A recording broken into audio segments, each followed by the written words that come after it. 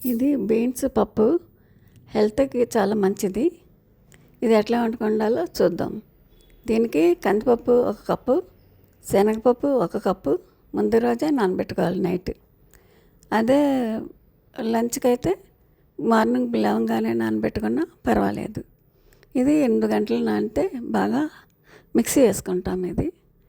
అది బాగా నానిన తర్వాత మిక్సీ జార్లో వేసుకుని 4 పచ్చిమిరపకాయలు కూడా వేసి మిక్సీ పట్టుకోవాలి. ఇది మిక్సీ పట్టుకున్న దాన్ని ఇడ్లీ రేకు మీద వేసుకుని ఆవిరికి ఉడికించుకోవాలి.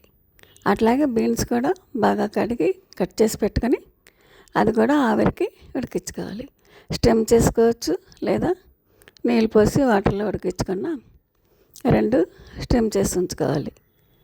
అప్పుడు ఈ స్టిమ్ అయిన పప్పుని మళ్ళీ మిక్సీ పట్టించుకోవాలి. పొడిలాడుతూ ఉంటుంది. అప్పుడు అది మనం బీన్స్ కూడా ఉడికినాయో లేదో చేత్తో పట్టి చూసుకోవాలి. చూసుకున్నప్పుడు బాగా ఉడికింది అన్నప్పుడు తాలింపు వేసుకోవాలి. బాణాల్లో ఆయిల్ వేసుకొని దానిలో తాలింపులు ఆవాలు వేసుకోవాలి. ఆవాలు బాగా చిట్టుపట్టమని వేగాలి, లేకపోతే స్టోన్స్ కింద ఫామ్ అవుతుంది.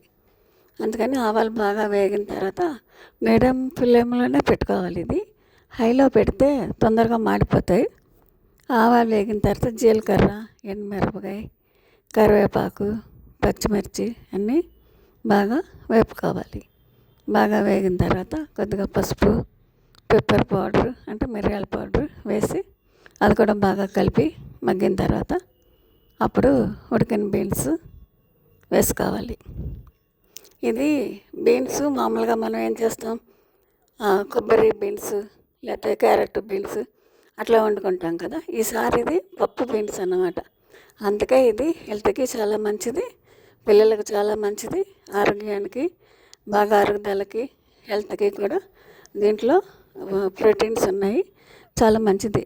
ఇది బీన్స్ బాగా మగ్గిన తర్వాత అది పప్పులు పౌడర్ మిక్సీ పెట్టుకున్నాం కదా, అది ఇందులో వేసి కలుపుకొని సాల్ట్ కావాల్సినంత వేసుకోవాలి.